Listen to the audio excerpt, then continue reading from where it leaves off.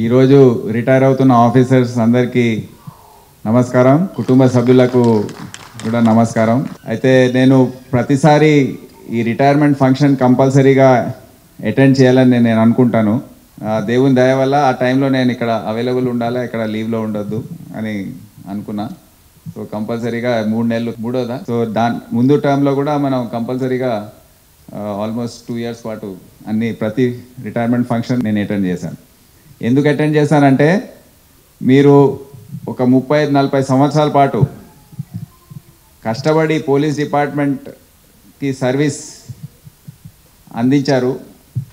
Retire అయ్యే రోజు అప్పుడున్న బాస్ వచ్చి థ్యాంక్ యూ అని చెప్పడానికి కూడా ఆయనకు టైం లేకపోతే ఆయన బాసే కాదు. ముఖ్యంగా మీరు 2-3 అంశాలపైన ఫోకస్ చేయాలి. ఫస్ట్ మీ హెల్త్. రోజు ఏదైనా ఎక్సర్సైజ్, వాకింగ్ ఏదో చేసుకొని మీ హెల్త్ మంచిగా పెట్టుకోండి. మంచిగా తినండి.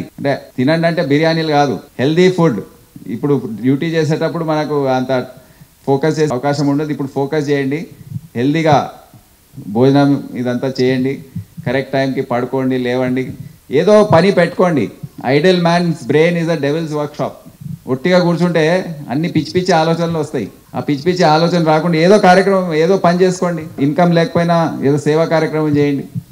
ఏదైనా ఉద్యోగం దొరికితే అది చేసుకోండి. లైట్ అంటే మళ్ళీ 24 గంటలు ఉద్యోగం చూసుకోవద్దు, లైట్ ఏదన్నా అంటే చూసుకోండి. ఇవన్నీ చెప్తూ సభ్యులందరికీ కూడా నా శుభాకాంక్షలు తెలియజేస్తూ మీ అందరికీ ఆల్ ద బెస్ట్ తెలియజేస్తూ నేను సెలవు తీసుకుంటాను. Thank you.